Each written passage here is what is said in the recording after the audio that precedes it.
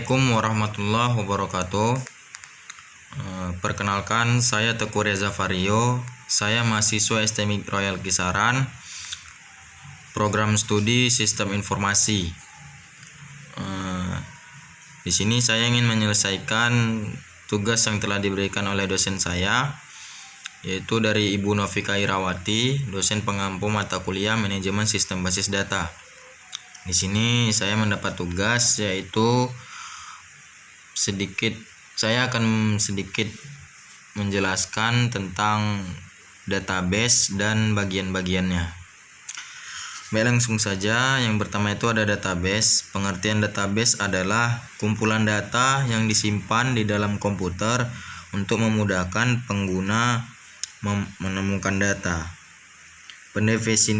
Pendefinisian basis data ini meliputi spesifikasi berupa tipe data, struktur data, dan juga batasan-batasan pada data yang kemudian disimpan. Lalu yaitu ada file dan tabel. File yaitu kumpulan semua kejadian dari struktur record, sedangkan tabel adalah relasional dari sebuah file. Lanjut yaitu ada yang diagram R entitas. Entitas yaitu suatu objek yang memiliki nilai yang nyata. Dan kalau atribut adalah ciri atau karakter yang membedakan antara entitas yang satu dengan yang lain. Relasi adalah sebuah basis data yang saling berhubungan satu dengan yang lain. Jadi datanya itu saling berhubungan, ada hubungannya. Lanjut, set entitas hubungan. Pengertian hubungan adalah merupakan representasi hubungan antara satu entitas dengan entitas yang lain. Derajat relasi ini menjelaskan jumlah maksimum hubungan antara satu entitas dengan yang lain sebagai berikut. Yang pertama itu ada one to one. Setiap anggota entitas A hanya boleh terkait dengan satu anggota entitas B. Misalnya seperti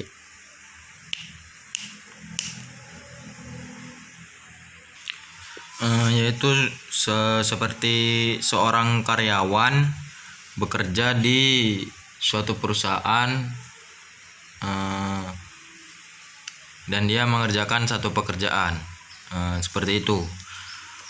Lalu yang kedua, one to many. Setiap anggota entitas dapat dikaitkan dengan lebih dari satu anggota entitas B, tetapi tidak berlawanan. Seperti guru mengajarkan murid. Murid kan lebih dari satu, sedangkan guru hanya satu. Dan tidak berlawanan. Tidak bisa berlawanan. Seperti banyak guru mengajarkan untuk satu murid, itu tidak bisa. Lalu yang ketiga, many to many. Setiap entitas A dapat berhubungan dengan banyak entitas B dan sebaliknya.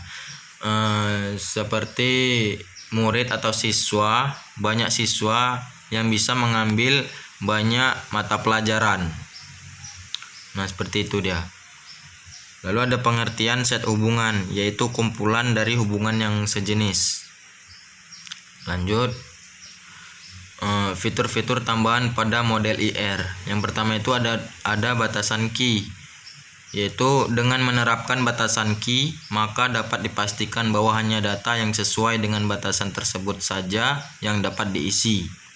Batasan key itu batasan kunci. Lalu ada agregasi. Agregasi digunakan pada saat kita perlu memodelkan apa saja yang terlibat dalam suatu himpunan relasi.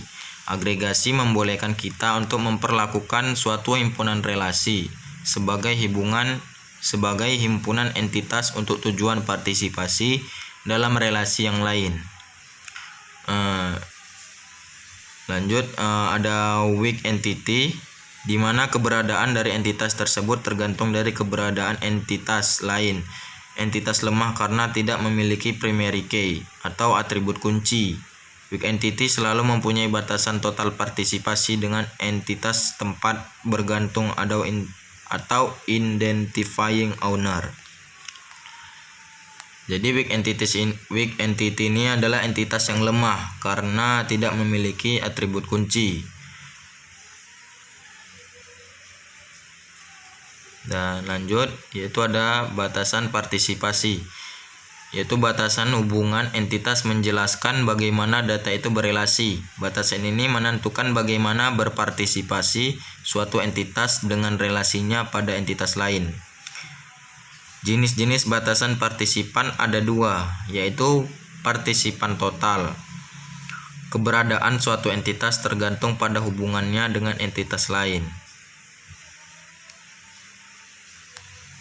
Lalu yang kedua ada partisipasi partial, yaitu keberadaan suatu entitas tidak tergantung pada hubungannya dengan entitas lain. Jadi partisipasi total ini bertimbal balik dengan partisipasi partial, berlawanan. Mungkin sekian ini saja yang bisa saya sampaikan. Banyak kurangnya saya mohon maaf dan semoga bermanfaat. Saya akhiri. Wassalamualaikum warahmatullahi wabarakatuh.